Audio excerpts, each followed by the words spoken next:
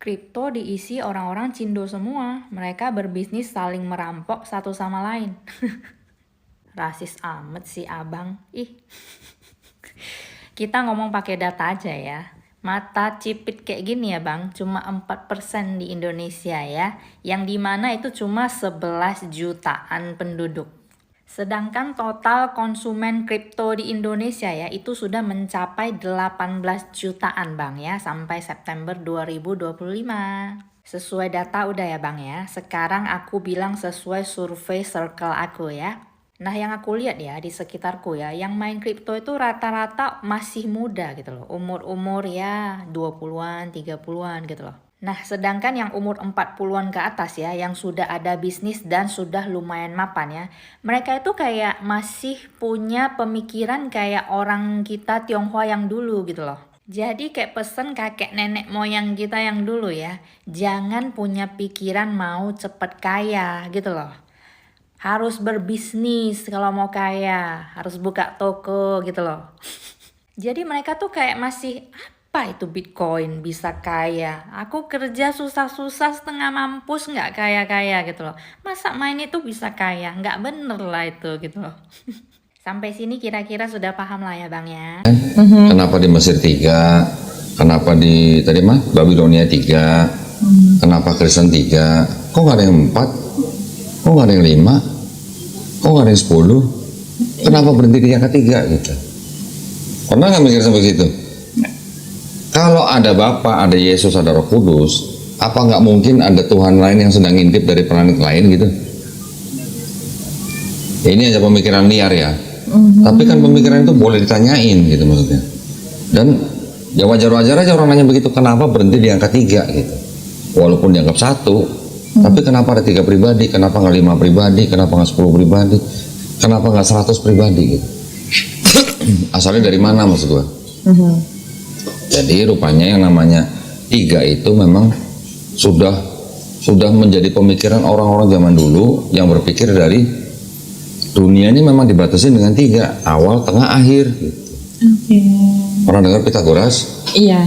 Nah, Pitagoras yang ngomong itu dipakai oleh Aristoteles, filsuf Yunani, menggunakan hukum alam semesta itu kami gunakan untuk menyembah dewa-dewa kami.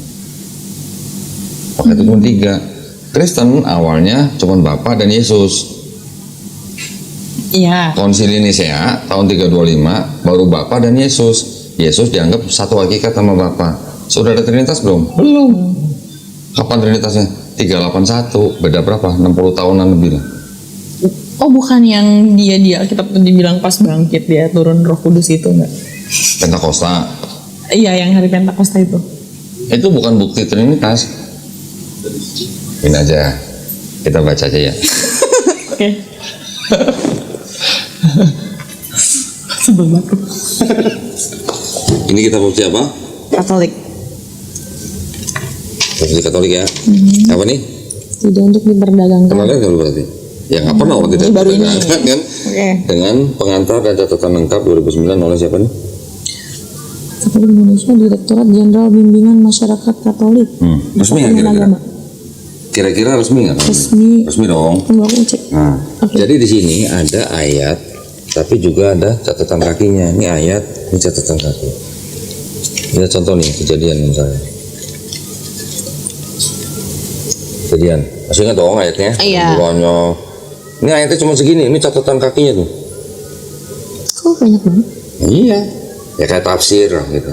Oke. Ya, nah sekarang satu-satunya ayat di seluruh Bible-nya orang Kristen dan Katolik yang dianggap sebagai bukti ada ajaran konsep Trinitas itu cuma 1 ayatnya. Tahu nggak ayatnya di mana?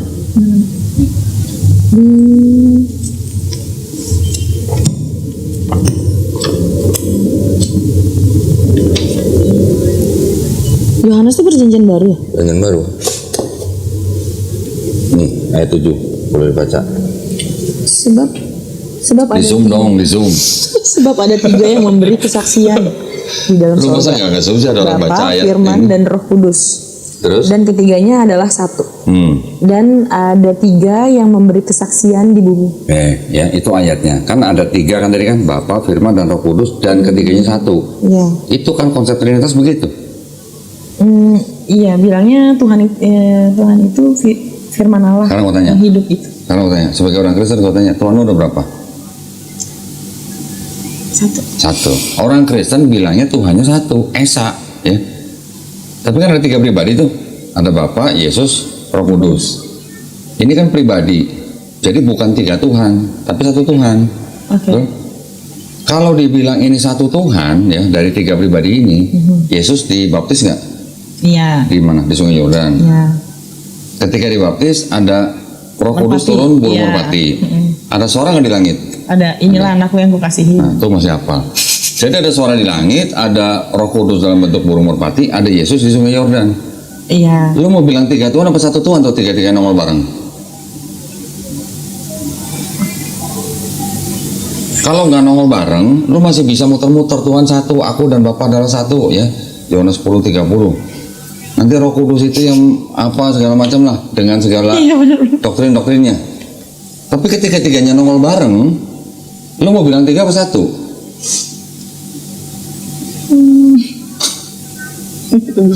Hah? Itu bingung.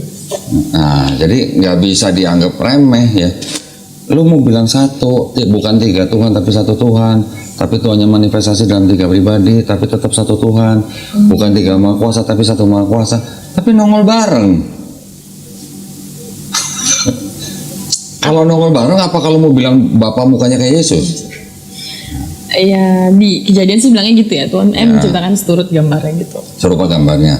Jadi mukanya Bapak mukanya Yesus sama, yang seperti di foto-foto itu. Enggak sih, kayak mungkin konsep itu aku mikirnya lebih kayak biar kita manusia mencintai diri kita sendiri nih, biar lebih memahami Tuhan. Iya gitu. Gue mau tanya jujur aja, gambaran Bapak di pikiran orang Kristen tuh seperti apa gambarannya? Ya kalau aku pribadi karena emang aku rindu sosok ayah kali ya. Ya. Jadi aku mikir ya ada Bapak di surga yang ngeliatin aku, yang jagain aku nih. Seperti apa sosoknya kira-kira? Nggak tahu, abstrak.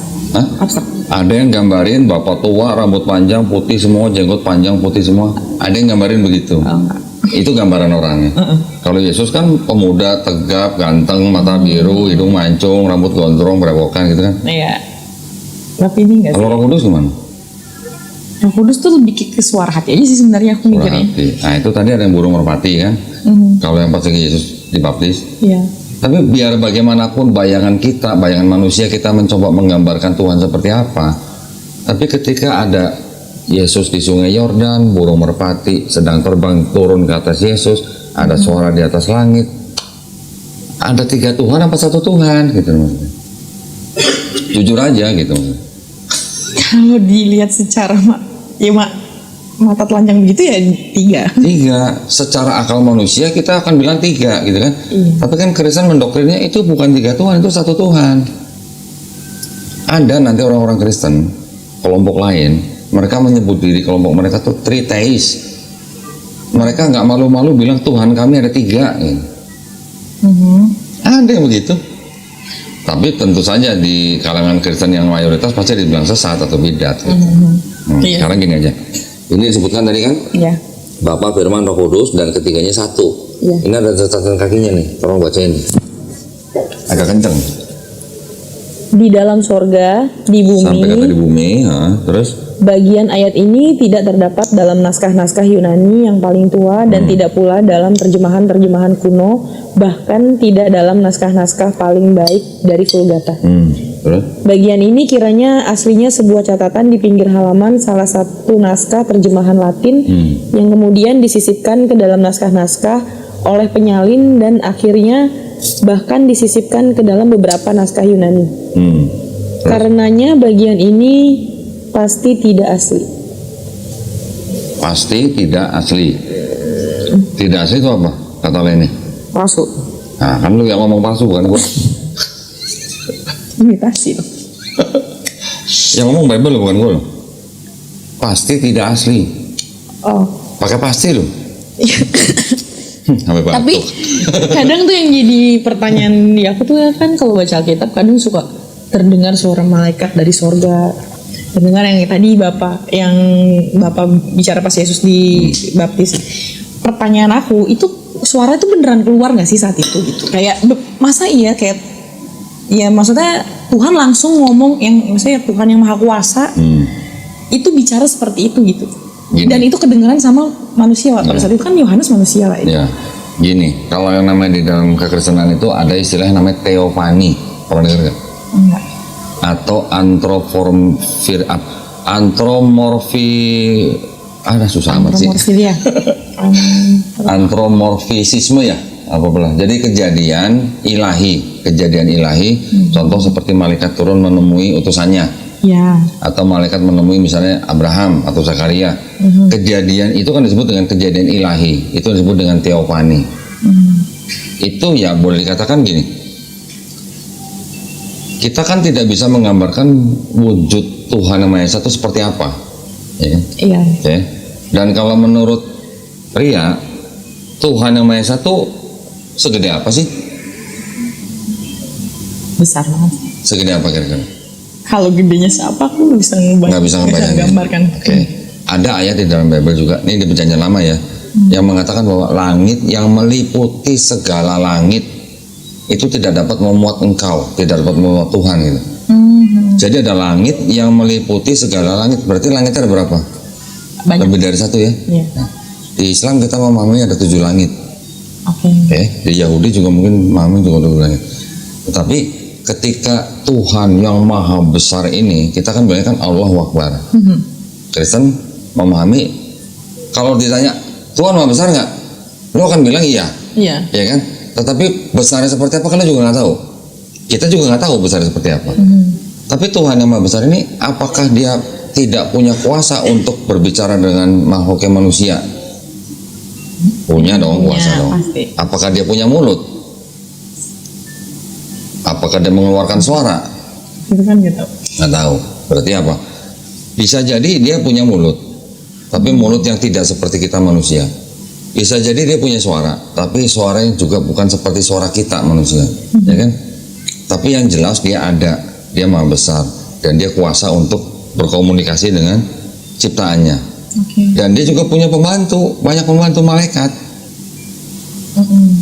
Ngapain juga dia susah-susah turun ke bumi segede gitu, langit yang meliputi segala langit aja tidak bisa memuat dia. Nah ngapain dia harus turun ke bumi gitu? Iya. Ngapain dia tinggal nyuruh malaikat kan? Sekarang kenapa Kristen bisa berpikir bahwa Tuhan yang Maha Esa ini, Tuhan yang Maha Besar ini bisa jadi manusia, jadi Yesus? Nah, kalau yang aku pelajarin selama ini kan emang dipahaminnya tuh lebih ke dikasih pemahamannya yang karena Tuhan ini terlalu besar dan terlalu suci gitu loh. Yang kita manusia ini berdosa, yang tidak bisa langsung ke Tuhan, langsung ke yang besarnya nih. Nah, diturunkanlah Yesus yang suci gitu, yang diutus. Diturunkanlah Yesus itu berarti Tuhan sendiri atau diutuslah Yesus, berarti Tuhan itu sendiri mengutus dirinya sendiri atau gimana? Itu ya aku nggak tahu sih. Ya aku cuma mikir perempuan yang masih perawan bisa mengandung, yang aku mikirin gimana lahirannya pada saat itu kan ya nggak ada sesar kan. Itu pasti sakit banget ya. Yang perjuangannya luar Pastilah. biasa pasti di situ. Di perawan ini sakit apalagi ngelahirin masih perawan gitu kan. Iya itu dia. Terus kayak ya bayi itu emang katanya maksudnya yang benar-benar diurapi lah gitu, yang nggak kesentuh dosa gitu. Jadi kan nggak ada manusia berhubungan intim gitu. Gue mundur dikit ya, boleh ya? Gini, mundur dikit ini. Setuju nggak Tuhan itu Maha Besar? Setuju. Setuju nggak Tuhan itu Maha Suci? Setuju. Setuju nggak Tuhan itu Maha Baik? Iya setuju. Tuhan itu Maha Benar. Tuhan itu Maha Pengampun. Betul. Setuju? Bener? Setuju Maha Pengampun? Iya. Kalau Maha Pengampun, nih misalnya nih gue Bapak Ria nih, gue orang tuanya nih misalnya. Ria salah, punya salah.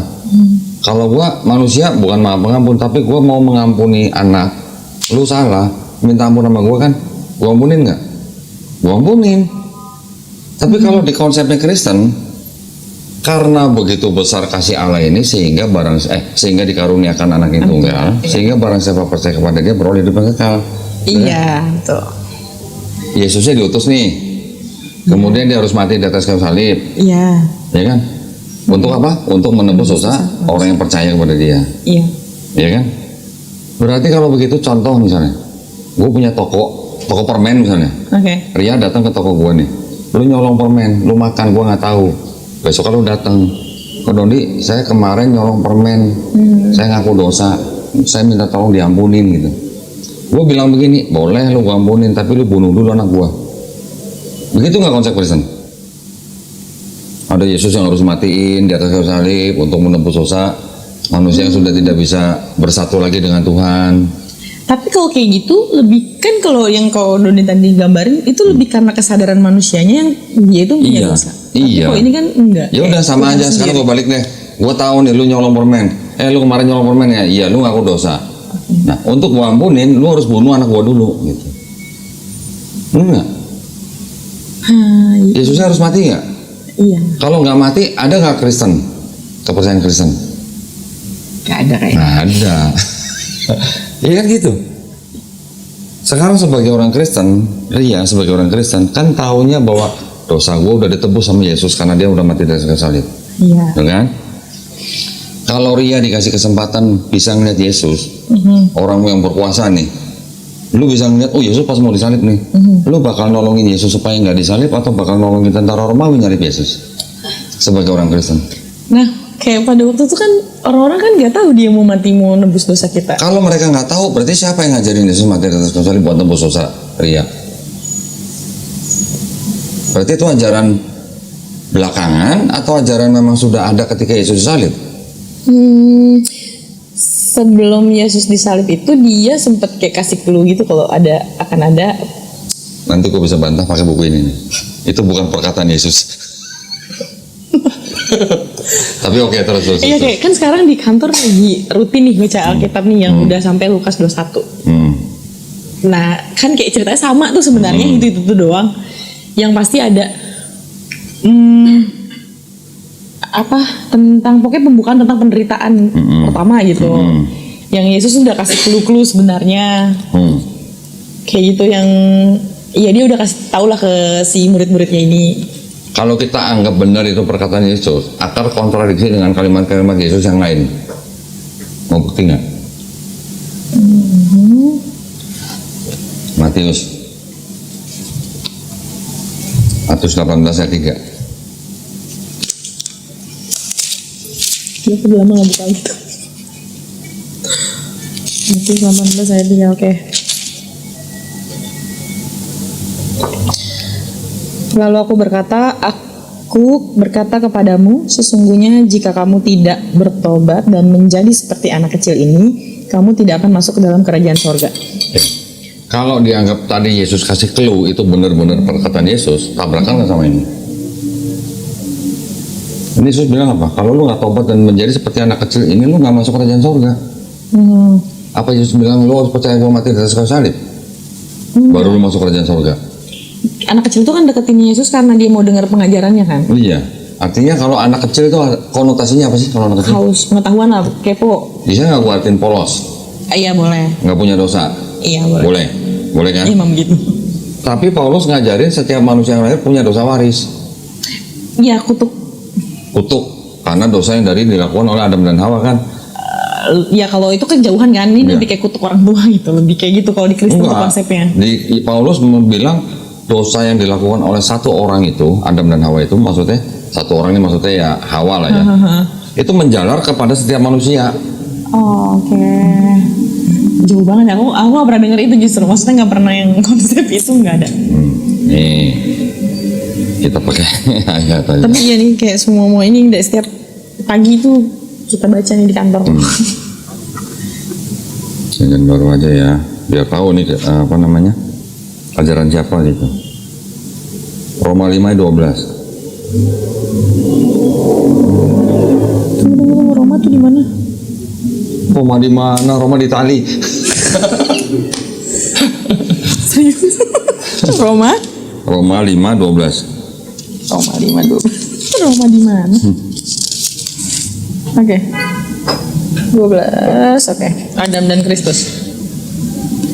Sebab itu sama seperti dosa telah masuk ke dalam dunia oleh satu orang dan oleh dosa itu juga maut. Demikianlah maut itu telah menjalar kepada semua orang karena semua orang telah berbuat dosa. Menjalar. Iya. Ini namanya original sin.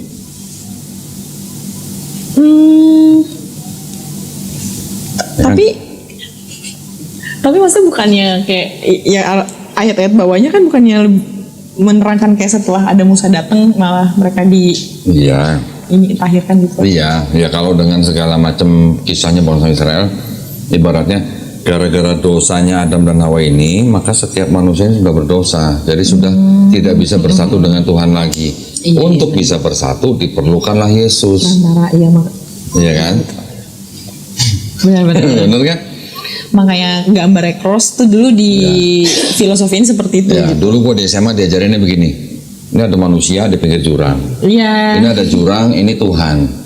Karena sudah ada jurang, makanya manusia tidak bisa kembali kepada Tuhan, makanya harus ada jembatan Yesus. Oh, kalau ini sih lebih kayak ya karena garisnya begitu, ya ini kan menggambarkan hubungan kita sama sama manusia ya. Kalau yang ke atas ya karena ya ini biar ada perantaranya naik ke atas itu. Oh ya, ya mungkin konsepnya mirip-mirip, tapi ibaratnya kalau tidak ada Yesus, manusia tidak bisa kembali bersatu dengan Tuhan. Tidak bisa masuk dalam kerajaan surga. Tapi Yesus bilangnya apa? Kalau lu nggak bertobat dan menjadi seperti anak kecil ini, lu nggak masuk kerajaan surga.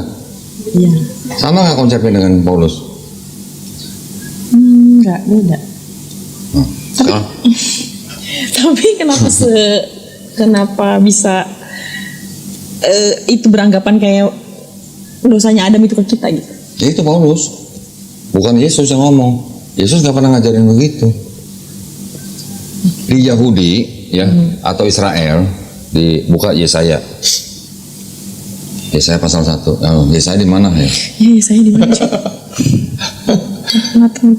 Yesaya pasal 1. Sabar ya. Yesaya itu perjanjian lama ya? Ya. Sabar. Ya ampun aku nyari lama banget. Oh ini dia. Yes, depannya Yes gitu. Yesaya Pasal 1 ayat 16. Oke. Yang merah tuh, bacain tuh. Ini judulnya dulu nih. Judulnya apa? Bertobat lebih baik dari mempersembahkan korban. Baru baca yang merah nih, biar nggak kelamaan. Basuhlah, bersihkanlah dirimu, jauhkanlah perbuatan-perbuatanmu yang jahat dari depan mataku. Berhentilah berbuat jahat, belajarlah berbuat baik. Usahakanlah keadilan, kendalikanlah orang kejam, belalah hak anak-anak yatim, perjuangkanlah perkara janda-janda, marilah baiklah kita berperkara. Firman Tuhan, sekalipun dosamu merah seperti kirmizi akan menjadi putih seperti salju. Sekalipun berwarna merah seperti kain kesumba akan menjadi putih seperti bulu domba. Artinya bertobat lebih baik daripada mempersembahkan hewan kurban. Iya. Jadi kalau basuhlah itu apa sih? Kalau di Islam itu ada wudhu. Musa juga mau masuk kemah perjanjian juga wudhu. Jauhkanlah perbuatan jahatmu. Kan suruh bertobat berarti kan? Berhentilah berbuat jahat, kendalikan orang kejam, belajarlah berbuat baik, bela anak-anak yatim, memperjuangkan perkara janda-janda. Itu semua mirip dengan Islam. Kita untuk masuk ke surga itu kita hanya perlu bertobat, berhenti berbuat jahat yang sudah pernah kita lakukan, menyesalinya dan tidak berbuat lagi gitu. Insya Allah, kita bilang insya Allah masuk surga gitu kan. Itu juga sama, walaupun dosamu merah seperti kirmizi akan menjadi putih seperti salju, ataupun merah seperti kain kesumba akan putih seperti bulu domba. Artinya kalau begitu harus ada yang mati di atas kayu salib nggak untuk menebus dosa kita? Kita cuma perlu bertobat. Kan di situ gitu pesannya. Ingat nggak kisahnya Nabi Yunus? Iya. Disuruh ke Niniwe kan? Iya. Bangsa Niniwe diampunin nggak dosanya? Setelah datang Nabi Yunus diperingatin. Bertobat mereka, diselamatkan. Iya, karena mereka menyembah Allah. Perlu nggak ada yang harus mati di atas kayu salib buat bangsa Niniwe? Kan nggak, waktu itu nggak ya. Memang Yesus belum lahir gitu. Tetapi kenapa tiba-tiba setelah di perjanjian baru ada sudah 4 gospel juga, baru ada ajaran. Kalau lu nggak percaya Yesus yang udah mati atas kayu salib itu, untuk menebus dosa lu nggak akan selamat. Nah itu kayak jomplang banget sih. Nah, satu ya, kedua, buka Yeskiel 18:20.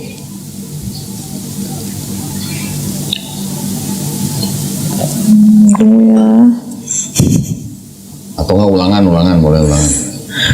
Dia lebih hafal ulangan deh daripada Yeskiel. Ini paling depan soalnya. Ulangan 24 ya kalau nggak salah ya. Gila kok sampai hafal. 16. Oke. Nah itu yang merah kali itu. Iya. Apa Iya. katanya? Janganlah ayah dihukum mati karena anaknya. Janganlah juga anak dihukum mati karena ayahnya. Setiap orang harus dihukum mati karena dosanya sendiri. Gimana? Coba. Berarti kan tidak ada orang yang perlu menebus seseorang lain. Iya. Ya kita adu aja ayatnya. Kita adu aja antara perjanjian lama, antara ajaran Yesus, sama antara ajaran Paulus. Apakah ajaran Yesus sama dengan perjanjian lama atau tidak? Apakah ajaran Yesus sama dengan ajaran Paulus atau tidak? Kan gitu harusnya. Nah, tapi kan kayak orang-orang Kristen ini mempercayai kayak, ya ini zaman Taurat masih banyak orang berbuat dosa nih. Oke. Yang Terus? akhirnya diperbaharui di perjanjian baru yang datang penyelamat. Oke, sekarang buka bilangan 23:19. Bilangan 23 Mhm. 19.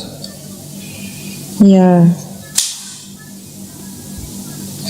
Allah bukanlah manusia sehingga ia berdusta. Bukan anak manusia sehingga ia menyesal. Masakan ia berfirman dan tidak melakukannya, atau berbicara dan tidak menepatinya? Jadi, hah? Berarti Yesus tidak menepati kata-kata dia, atau Tuhan yang Enggak, di situ tulisannya apa? Tuhan bukan Allah bukanlah manusia. manusia. Sebenarnya Tuhan yang pas ya. Allah tuh terjemahannya salah. Tuhan bukan manusia. Tuhan bukan anak manusia. Iya. Oke? Kayak iya kemarin aku nyari di Google. Aku kan karena nonton yang podcast Koko tuh awalnya kayak masa sih gitu.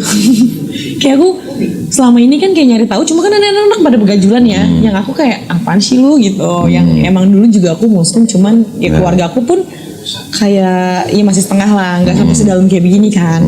Terus jadi aku kayak pas ngeliat podcast Koko, aku pengen coba dijelasin sama dia yang kayaknya bagus, maksudnya bisa enjoy ngejelasinnya juga santai. Ya sudah, karena kan kita santai ya. Orang Yahudi atau orang Israel nggak ada yang percaya Tuhan itu bisa jadi manusia karena ada ayat ini. Tapi kok kayak misalnya dibantah yang apa namanya ya, kita kan sekarang lebih berpedoman ke perjanjian baru yang emang ayat andalan mereka kan tidak ada satu orang pun bisa melalui Allah Bapa. Akulah jalan kebenaran dan hidup Iya. gitu. Nanti ya, itu nanti ya. Ini dulu basic itu di sini. Oke. Kalau di perjanjian lama mengatakan bahwa Tuhan bukan manusia dan Tuhan bukan anak manusia, nanti kalau mau dibantah oleh perjanjian baru, gue punya jawabannya, gue punya alasannya. Nanti. Tapi pertama-tama kita harus setuju dulu bahwa di Basic perjanjian lama basicnya Tuhan itu bukan manusia, Tuhan itu bukan anak manusia. Oke? Ada lagi nanti di Keluaran 33:20.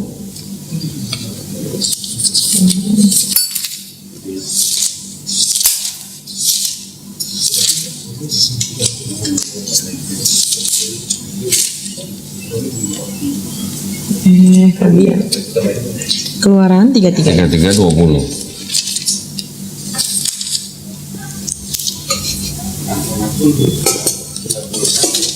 Oke.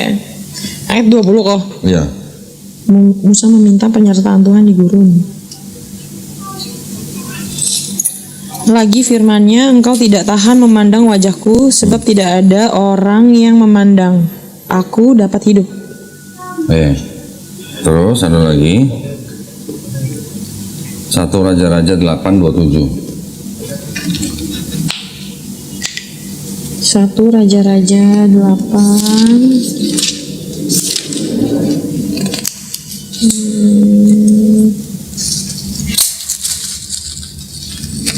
Ayat 27. Tetapi benarkah Allah hendak diam di atas bumi? Sesungguhnya langit, bahkan langit yang mengatasi segala langit pun tidak dapat memuat engkau. Terlebih lagi rumah yang kudirikan ini. Jelas nggak kira-kira? Oke. Jelas nggak kira-kira? Terlalu besar maksudnya. Mungkin nggak Tuhan diam di bumi gitu? Yang ada bumi dihancurin. Nah, berarti kalau Tuhan sampai diam di bumi, berarti bumi hancur gitu. Karena Allahnya terlalu besar gitu, ya kan? Tapi kalau misalnya ini kok, kalau akhirnya yang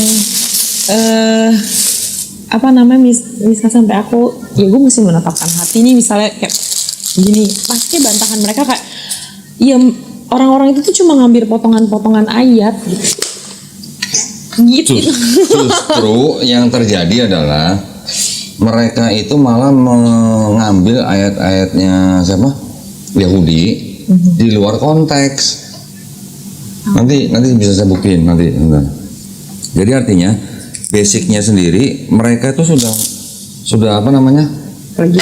Sudah tahu bahwa Tuhan itu pasti bukan manusia. Nggak mungkin Tuhan jadi manusia, nggak mungkin gitu. Terus kenapa dibikin gitu? Hah? Dibikin konsep seperti itu?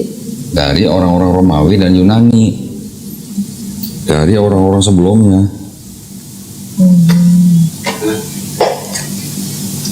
Nanti itu sih nanti lah. Ya udah. Tapi kita mau bandingin dulu antara perjanjian lama dan perjanjian baru gitu. Oke. Sebentar ya.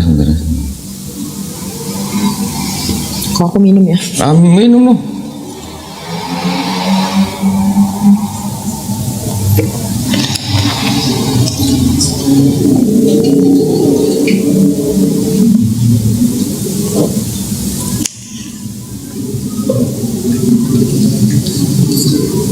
Rokoknya aman. Oke. Oh ini apa rokok dari profesor ya? Nggak tahu profesor siapa? Pokoknya ini bukan rokok yang kayak lain. Rokok herbal. Iya. Jadi ini nggak ada rokok pasif kalau pakai kena asap ini. Malah waktu zaman COVID ini aman. Oke. Atur. Elizabeth, Iya, Yeni, Ini Elizabeth, ini Stefani ya. Tanda tangan masing-masing. Tanda tangan masing-masing. 2 kali di atas namanya ya. Ya. Salah. Di sini kan namanya di sini. Ya. Bawahnya lagi. Ya.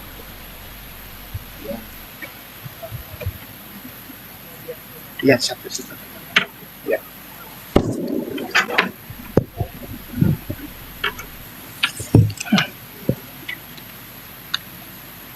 Sudah. Loren. Ini siapa nih?